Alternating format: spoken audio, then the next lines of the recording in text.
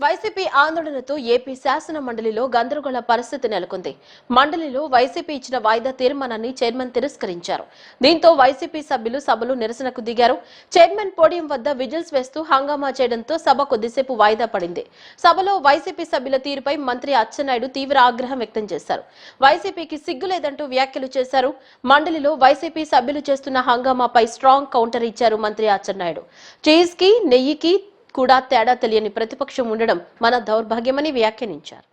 గత 3 రోజులుగా ప్రభుత్వం తరపున స్పష్టమైన సమాధానాలు ఇస్తున్నా వైసీపీ సభ్యులు కావాలని సభా సమయాన్ని వృధా చేస్తున్నారని ఆరోపించారు.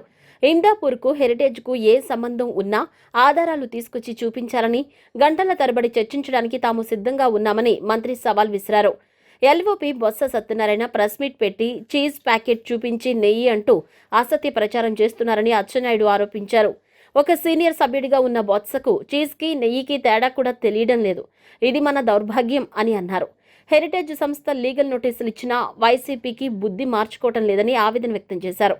తిరుమల కల్తీ నెయ్యిని డైవర్ట్ చేసేందుకు హెరిటేజ్ సంస్థపై అబాండాలు మోపుతున్నారని మంత్రి ఆరోపించారు. హెరిటేజ్ ఏ రాష్ట్ర ప్రభుత్వంతోనూ వ్యాపారం చేయబోమని నిర్ణయం తీసుకుందన్నారు. ప్రభుత్వాన్ని అడ్డం పెట్టుకుని సాక్షి, భారతి సిమెంట్స్ ద్వారా ప్రజల సొమ్ము దోచుకున్న జగన్ మాదిరి హెరిటేజ్ ఎప్పుడూ చేయదు అని స్పష్టం చేశారు. వైసీపీ ఫ్యాక్షన్ మనస్తత్వంతో ప్రత్యర్థులను ఆర్థికంగా దెబ్బతీయాలని హెరిటేజ్ ప్రతిష్టను దిగజార్చే కుట్ర చేస్తున్నారని అచ్చెన్నాయుడు ఆరోపించారు. ఆధారాలతో సభలో చదివి సమాధానం అడగండి, ఎంతసేపైనా చర్చించేందుకు సిద్ధంగా ఉన్నామంటూ సవాల్ విసిరారు. ఆధారాలు లేకుండా వచ్చి సమాధానం చెప్పాలంటే ఎలా చెప్పాలని ప్రశ్నించారు. సంబంధం లేనటువంటి ఒక రెప్యుటేషన్ కలిగినటువంటి హెరిటేజ్ సంస్థని సంబంధం లేకుండా తీసుకొచ్చి దాన్ని బదనాం చేయాలని ప్రయత్నం చేస్తున్నారు. బొత్స సత్యబాబు గారికి మళ్ళీ అడుగుతున్నాను, నేను మొన్న చిన్న ఆధారం ఉన్నా చూపించమంటే ఆయన ఆధారం సీజ్ ప్యాకెట్ చూపించి దానికి నెయ్యి అని చెప్పారు. అందుకే లీగల్ నోటీసులు కూడా ఇచ్చాం. ఆన్సర్ చేయండి. ఇప్పుడైనా సరే మీరు ఒక్క ఆధారం, ఇదిగో వైసీపీ పార్టీ వాళ్ళు హిందాపూర్ డైరీకి హెరిటేజ్ కి ఈ సంబంధం ఉంది, ఈ సంబంధం చేశారు అని మీకు ఆధారం చూపించమనండి. ఆ ఆధారాన్ని మీరు సభలో చదివి చర్చకు అనుమతించండి. ఎంతసేపైనా సమాధానం చెప్పడానికి సిద్ధంగా ఉన్నాం. కావాలని చెప్పి ఈ సంస్థని బదనాం చేయాలని ఫ్రాక్షన్ మనస్తత్వంతో ఈ విధంగా చేయడం, ప్రతిరోజు ఒకే అంశాన్ని అడ్జర్న్మెంట్ మోషన్ కింద తీసుకొచ్చి సభా సమయాన్ని వృధా చేయడం ఇది భావ్యం కాదు. మీరు కఠినంగా ఉండాలి. కఠినంగా మీరు నిర్ణయాలు తీసుకొని మీరు ప్రభుత్వంలోని ఈరోజు నిర్ణయాలకి మీరందరూ సపోర్ట్ చేయాలని ఈ సందర్భంగా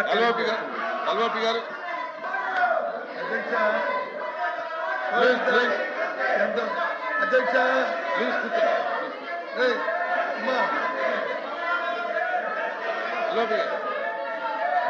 అధ్యక్ష చూడమంది అధ్యక్ష ఆయన మాట్లాడారు. ఎంతమంది వస్తున్నారంటే ప్రభుత్వానికి ఎంత భయంగా చూడండి అధ్యక్ష. ఇవాళ మేము చెప్తున్నది ఏదైతే ఇందిరాపూర్ అనే సంస్థతో హెరిటేజ్ వెనక ఉండి ఏదైతే రాష్ట్రాన్ని దోచుకుంటుందో, చంద్రబాబు నాయుడు కుటుంబం ఏదైతే దోచుకుంటుందో దాన్నే చెప్తాను. ముందు ఎవరైతే అధ్యక్ష ఆ దేవదేవులను తీసుకొచ్చి వీధిలో పెట్టి దోపిడీ చేస్తామని ఎక్కడ అధ్యక్ష ఇలాంటి పరిస్థితులు ఎక్కడైనా ఈ రాష్ట్రంలో చూసామని చర్చ రండి. మీ వెబ్సైట్ లో ఉన్న ఏదైతుందో అధ్యక్ష ఇదో చెప్పారు, ఇదో పంపిస్తాను. ఇది చేయండి. ఇది తాలూకా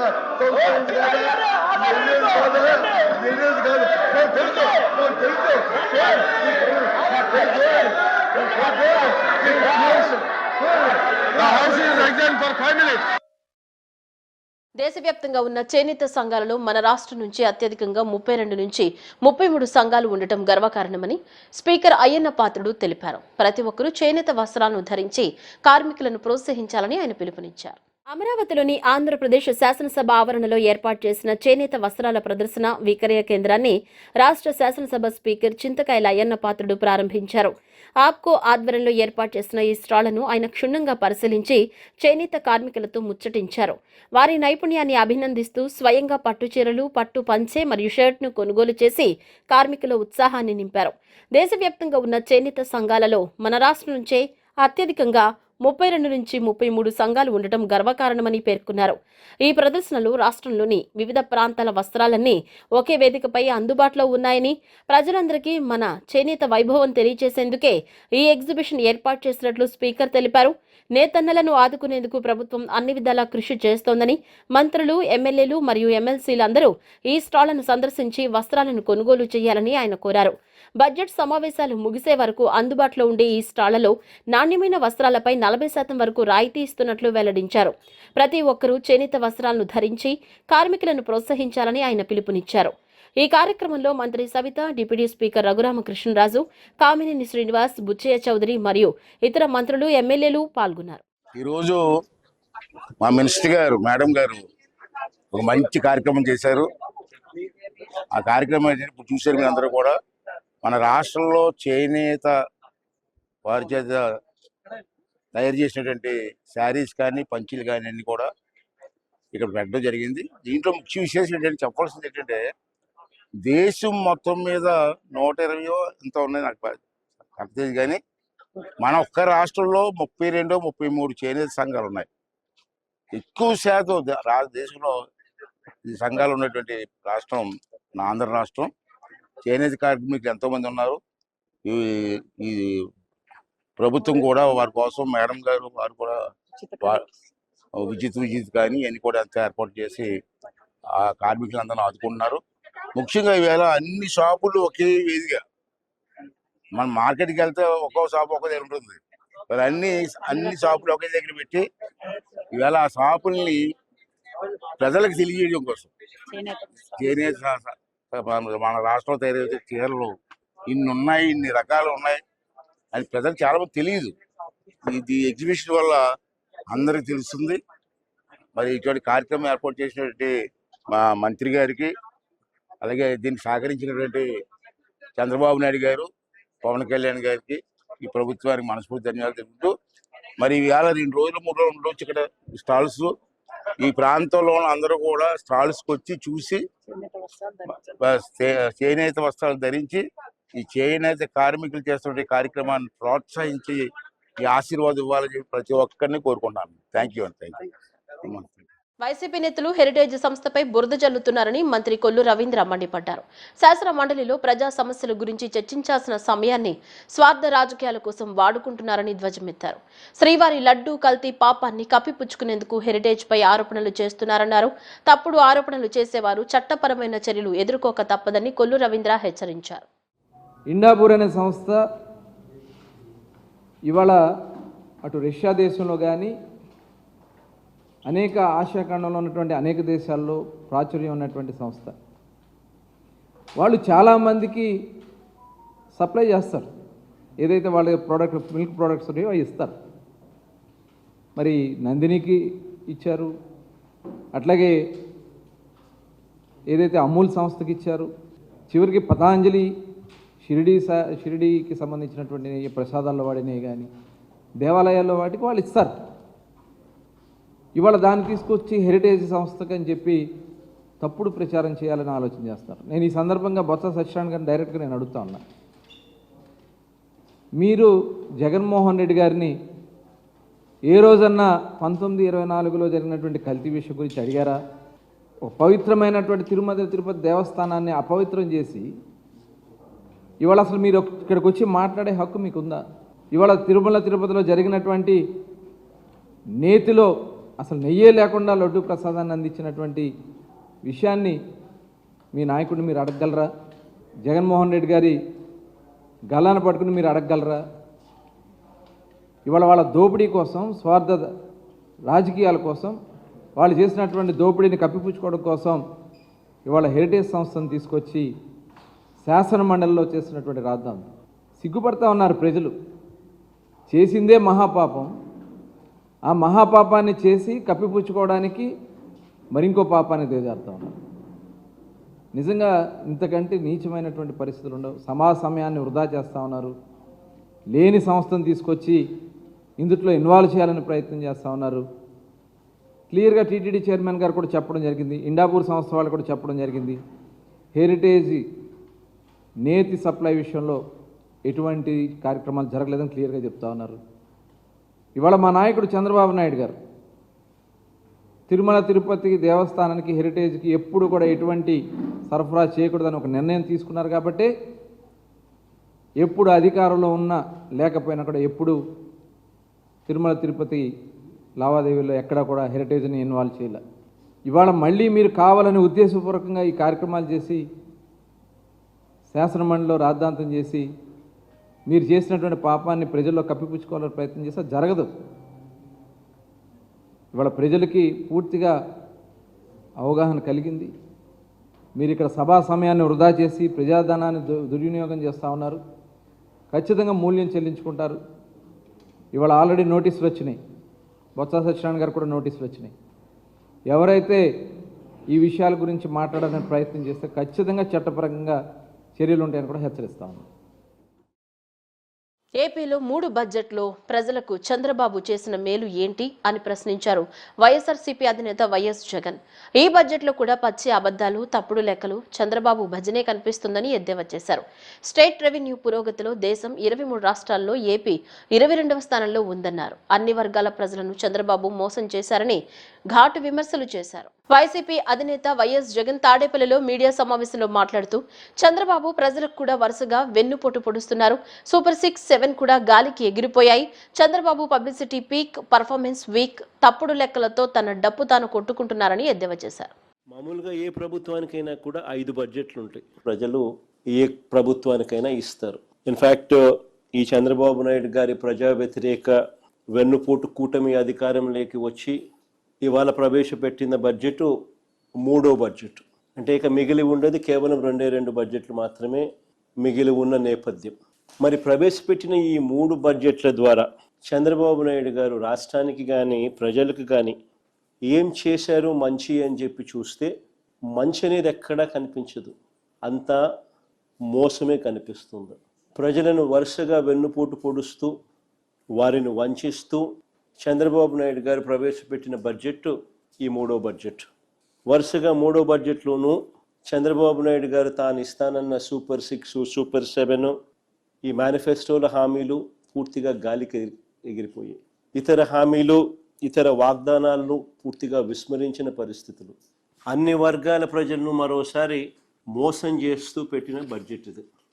చంద్రబాబు నాయుడు గారు సూపర్ 6, సూపర్ 7 విషయంలో తాను ప్రజలను మోసం చేయడానికి అన్ని రకాలుగా ముందుగానే నిర్ణయించుకున్నారు. కాబట్టి అబద్ధాలను కూడా రక్తి కట్టించారు. సూపర్ 6, సూపర్ 7 హామీలను తాను నెరవేర్చకపోయినా అబద్ధాలు పదే అవే అబద్ధాలు చెబుతూ సూపర్ 6, సూపర్ 7 అట్టర్ ఫ్లాప్ అయినా కూడా తాను చేయలేక సూపర్ హిట్ అంటూ నిస్సిగ్గుగా మోసం చేస్తూ గోబల్స్ ప్రచారానికి దిగారు. నిజానికి ఒక మోసానికి షర్టు ప్యాంటు వేస్తే అది చంద్రబాబు అవుతాడు. ఒక మోసానికి షర్టు ప్యాంటు వేస్తే అది చంద్రబాబు అవుతుంది.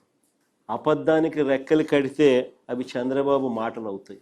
ఈ బడ్జెట్లో కూడా అవే పచ్చి అబద్ధాలు, తప్పుడు లెక్కలు, లేని గొప్పలు, చంద్రబాబు భజన ఈ బడ్జెట్లో ఇవే కనిపిస్తాయి. ఈ బడ్జెట్లో చంద్రబాబు చేసిన అంకెల గారడీకి సంబంధించిన కొన్ని వాస్తవాలు మీ ద్వారా ప్రజల దృష్టికి తీసుకొని పోయే ప్రయత్నం చేస్తున్నాం. రాష్ట్ర ప్రగతి గురించి, ఆర్థిక వ్యవస్థ గురించి చంద్రబాబు మాటలేమో కోటలు దాటుతూ ఉంటాయి. కానీ వాస్తవ లెక్కలు చూస్తే మాత్రం అవి గడప కూడా దాటని పరిస్థితులే కనిపిస్తాయి. ఈ నెల 21న జరిగే కౌన్సిల్ ఎజెండాపై నగర మేయర్ రాయన భాగ్యలక్ష్మి విజయవాడ నగరపాలక సంస్థ ప్రధాన కార్యాలయంలో గల తన ఛాంబర్లో శాఖాధిపతులతో సమీక్షా సమావేశం నిర్వహించారు. ఈ సమావేశంలో కౌన్సిల్ ఎజెండా, అడిషనల్ ఎజెండా ఉన్న ప్రతిపాదనలను శాఖాధిపతులతో చర్చించారు. ఈ సందర్భంగా మేయర్ మాట్లాడుతూ నగరాభివృద్ధి, ప్రజల సంక్షేమం కోసం సభ్యులిచ్చిన ప్రతిపాదనలను అధికారులందరూ సహకరించాలని, ప్రజల సంక్షేమం కోసం సభ్యులిచ్చిన ప్రతిపాదనలకు అధికారులందరూ సహకరించాలని, ప్రజల కోసం విజయవాడ నగరపాలక సంస్థ ఎల్లప్పుడూ తోడుగా ఉండాలన్నారు. ఈ సమావేశంలో additional commissioner A Ravindra Rao, secretary in charge K Prabhudas, chief city planner Sanjay Ratnakumar, chief medical health officer doctor K Arjun Rao, chief engineer P Satyakumari, deputy commissioner G Srujana, estate officer A Sridhar, superintendent engineer V Chandrasekhar, executive ఇంజనీర్లు G Srinivas, Samrajyam, Prabhakar, Surekha, examiner of accounts Chakravarthy, accounts officer B Satyanarayanamurthy, assistant medical health ఆఫీసర్లు doctor Annapurna Gopal Nayak, biologist Kameswara Rao, veterinary assistant surgeon doctor B Somashekar Reddy, deputy director horticulture Chandrashekar తదితరులు పాల్గొన్నారు. YCP నేతలు budget పై చర్చలో పాల్గొనకుండా మండలిలో రచ్చ చేస్తున్నారని ప్రభుత్వ విప్ కడప ఎమ్మెల్యే రెడ్డప్ప గారి మాధవిరెడ్డి మండిపడ్డారు. ప్రజా సమస్యలు పట్టించుకోకుండా రాజకీయం కోసం పాకులాడుతున్నారని విమర్శించారు. రోడ్లపై కాకుండా అసెంబ్లీకి వచ్చి ప్రజా సమస్యలపై ప్రస్తావిస్తే ప్రజలు హర్షిస్తారని హితవు పలికారు. గత ప్రభుత్వం తప్పిదాలను సరిదిద్దుతూ ప్రజాపాలన కూటమి ప్రభుత్వం రాష్ట్రంలో పాలన సాగిస్తుందని స్పష్టం చేశారు. ఈరోజు ఈ శాసనసభ సమావేశాల్లో బడ్జెట్ని ప్రవేశపెట్టడం జరిగింది. ఈ బడ్జెట్ ద్వారా భవిష్యత్తులో మన రాష్ట్రం యొక్క పురోగతిని, అలాగనే భవిష్యత్తు తరాలకు రాష్ట్రాన్ని ఎట్లాగా తయారు చేయాలా, యువకులకు కానీ రైతులకు కానీ అనేక వర్గాలని ఎలా సుభిక్షం చేయాలనే విధంగా ఈ బడ్జెట్ని ప్రవేశపెట్టడం జరిగింది. ఇందులో భాగంగా 2047 లక్ష్యాలను చేరుకునే విధంగా బడ్జెట్ని ప్రవేశపెట్టడం జరిగింది. అన్ని వర్గాలకు, అన్ని వర్గాలని, అన్ని రంగాలని సమాన ప్రాతిపదిక ఇస్తూ ఈరోజు బడ్జెట్ని ప్రవేశపెట్టడం జరిగింది. బడ్జెట్ సమావేశాలు జరుగుతూ ఉంటే వైకాపా నాయకులు బడ్జెట్లోకి రాకుండా, బడ్జెట్లో డిస్కషన్ చేయకుండా, వాళ్ళ ప్రాంతాల్లో వాళ్ళ ప్రజల ఆశలను బడ్జెట్లో వాళ్ళు డిమాండ్ చేయకోకుండా, వాళ్ళ ప్రాంతాల్లో అభివృద్ధి కార్యక్రమాలలో పాలు పంచుకోకుండా, రాష్ట్ర అభివృద్ధిలో పాలు పంచుకోకుండా ఈరోజు ప్రభుత్వం చేస్తున్న దాంట్లో ఏవైనా తప్పులుంటే ఎతికి ప్రశ్నించి ప్రభుత్వాన్ని సక్రమ మార్గంలో పెట్టాలనే ఆలోచన లేకుండా ఈరోజు శాసనసభకు రారు, శాసన మండలిలో రచ్చ చేస్తా ఉన్నారు. అంతా ఈ రాజకీయ పార్టీ అంత రాజకీయంగానే చూస్తోంది తప్పితే మన రాష్ట్ర భవిష్యత్తు ఏంటి, భవిష్యత్తు తరాలకి రాష్ట్రాన్ని ఎలా తయారు చేసి దేశంలోనే పోటీతత్వంలో రాష్ట్రాన్ని ఎలా తీసుకుపోవాలని దాని మీద ఏ విధమైన అవగాహన లేకుండా గత 5 సంవత్సరాలు దాదాపు రాష్ట్రాన్ని జీవత్సం చేసి, ఈ 5 సంవత్సరాలు ఆ పార్టీకి చెంది గెలిచిన కొంతమంది అంటే 11 మంది కూడా దాంట్లో పాలు పంచుకోకుండా అదే యొక్క విధ్వంసంలో ముందుకెళ్తా ఉన్నారు. దీన్ని రాష్ట్ర ప్రజలందరూ కూడా గమనించాలని నేను కోరుకుంటా ఉన్నాను. ఈరోజు మీరు ముఖ్యంగా గమనిస్తే రాష్ట్ర బడ్జెట్ను దాదాపు 3,32,205 కోట్లతో ప్రతిపాదించడం జరిగింది. అందులో ముఖ్యంగా మనము చెప్పుకోవాల్సింది ఏంటంటే మూలధన వ్యయాన్ని 53,195 కోట్లుగా కేటాయించడం అనేది అభినందించదగిన విషయం. ఎప్పుడు మూలధన వ్యయాన్ని మనం ఎక్కువగా కేటాయిస్తామో దాంతోనే అభివృద్ధి పనులు సాగుతాయి, రాష్ట్రానికి రాబడులు వస్తాయి, పన్నులు వస్తాయి. ఇవన్నీ విస్మరించి ఇందులో ఇంకా ఏదైనా మార్పులుంటే చెప్పాల్సింది పోయేసి రాజకీయంగా దీన్ని ఒక అడ్వాంటేజ్గా తీసుకొని ప్రజలని మభ్యపెట్టాలనే ఉద్దేశంలో ముందుకెళ్తున్నారు. ప్రజలు కూడా గమనిస్తున్నారు ఏం చేస్తున్నారు వీళ్ళని చెప్పి. ఇందాపూర్కు హెరిటేజ్కు ఉన్న సంబంధం, అలాగే హెరిటేజ్కు బోలే బాబాతో ఉన్న అనుబంధం ఏమిటో చెప్పాలని తాము చర్చకు కోరితే కూటమి నేతలు ఎందుకు భయపడుతున్నారని వైసీపీ ఎమ్మెల్సీ వరద కళ్యాణి ప్రశ్నించారు. మండలిలో చర్చకు రమ్మంటే తప్పించుకుంటున్నారని ఆమె విమర్శించారు. 3 రోజులుగా వాయిదా తీర్మానం ఇస్తున్నామని చర్చ పెట్టాలని డిమాండ్ చేశారు. ఇందాపూర్ వ్యవహారంలో గుట్టు బయట పెడతామని, తక్కువ ధరకు సరఫరా చేసిన నెయ్యి ఇప్పుడు అధిక ధరకు ఎలా ఇస్తున్నారో ప్రభుత్వం స్పష్టం చేయాలని ఆమె కోరారు. ఈరోజు కౌన్సిల్లో మా వైఎస్ఆర్ కాంగ్రెస్ పార్టీ సభ్యులు చర్చకు అడగడం జరిగింది. దేని మీద? హెరిటేజ్కి ఇందాపూర్కి ఉన్న లింక్ మీద, అలాగే హెరిటేజ్కి బోలే బాబా సంస్థకి ఉన్న సంబంధాల మీద చర్చ పెట్టండి అని మేము అడగడం జరిగింది. కానీ వాళ్ళు దానికి ఒప్పుకోకుండా బయట ఒకలా లోపల ఒకలా మాట్లాడుతూ ఉండే పరిస్థితి మనం చూస్తూ ఉన్నాం. గత 2 రోజులుగా ఈ ఇష్యూ మీద మా వైఎస్ఆర్ కాంగ్రెస్ పార్టీ చర్చకు అడుగుతూ ఉన్నాం. కానీ వాళ్ళు లోపల చర్చకి ప్రాసెస్ ప్రకారం అనుమతించకుండా బయట మీడియా దగ్గరికి వచ్చి, నిన్న చూసాం మంత్రులు అచ్చెన్నాయుడు గారు అవ్వచ్చు, కేశవులు గారు అవ్వచ్చు, అలాగే అనిత గారు అవ్వచ్చు, చర్చకి సిద్ధం అని బయట మీడియాలో మాట్లాడుతున్నారు. కానీ ప్రాసెస్ ప్రకారం మా కౌన్సిల్లో వాళ్ళు ఒప్పుకోవట్లేదు. ఎందుకు వీళ్ళు చర్చకు భయపడుతున్నారు అని మేము ప్రశ్నిస్తూ ఉన్నాము. ఎంత దారుణంగా శ్రీవారికి భక్తులు సమర్పించిన డబ్బులను కూడా దోచుకోవడానికి చంద్రబాబు నాయుడు గారు తన హెరిటేజ్ అనుబంధ సంస్థ అయిన ఇందాపూర్ సంస్థకి 658 రూపాయలకి నెయ్యి కట్టబెట్టే 1,00,000 కేజీలు నెయ్యి కట్టబెట్టారు అంటే ఎంత దారుణమైన విషయం. ఈ విషయం బయటకు వస్తుంది అని భయపడి వాళ్ళు ఈ రోజు చర్చకి ఒప్పుకోని పరిస్థితి మనం చూస్తూ ఉన్నాము. ఈ రోజు 3వ రోజు, 3 రోజులుగా మేము ఎంతగానో నిరసన వ్యక్తం చేస్తూ ఉన్నాం. వాయిదా తీర్మానం పెడుతూ ఉన్నాము, చర్చకి ఒప్పుకోండి, ఇంకా వీటి వెనక ఉన్న నిజాలు, వీటి వెనక ఉన్న గుట్టుని మేము బయట పెడతాము సభలో అని చెప్తే వాళ్ళు ఒప్పుకోని పరిస్థితి. ఇంత భయపడి పారిపోతూ ఉండే పరిస్థితి ప్రభుత్వం మనం చూస్తూ ఉన్నాము. బయటకు మాత్రం నిన్న మంత్రులు మాట్లాడారు, ఈరోజు అచ్చెన్నాయుడు గారు సభలో మాట్లాడారు, నిన్న హోంమంత్రి గారు సభలో మాట్లాడడం జరిగింది. వీళ్ళు ఇష్టం వచ్చినట్టుగా మాట్లాడుతూ ఉన్నారు. అచ్చెన్నాయుడు గారు అంటారు మాకంట నెయ్యికి చీజ్కి తేడా తెలియదా అనేసి. ఎంత దారుణం అంటే మేము ఏం మాట్లాడామో చూసి తెలుసుకొని మాట్లాడితే బాగుంటుంది అచ్చెన్నాయుడు గారు అంటున్నాను. ఆ రోజు బొత్స సార్ అవ్వచ్చు, మేము అవ్వచ్చు, మేమందరం కూడా చీజ్ ప్యాకెట్స్ మీద, హెరిటేజ్ చీజ్ ప్యాకెట్స్ మీద దాని production manufactured by Indapur company అని ఉంది, అది చూపించడం జరిగింది. సో హెరిటేజ్కి అనుబంధ సంస్థ ఇందాపూర్ అనేది స్పష్టంగా అర్థమవుతుంది. మేము ఇది చెప్పడం కాదు, హెరిటేజ్ వాళ్ళు వాళ్ళ వెబ్సైట్లోనే భువనేశ్వరి గారి ఫోటోతో సహా పెట్టి మా ప్రొడక్ట్స్ మ్యానుఫ్యాక్చర్ అవుతాయి ఇందాపూర్ కంపెనీలో అనేసి స్పష్టంగా వాళ్ళు పేర్కొనడం జరిగింది. బులెటిన్లో షార్ట్ బ్రేక్.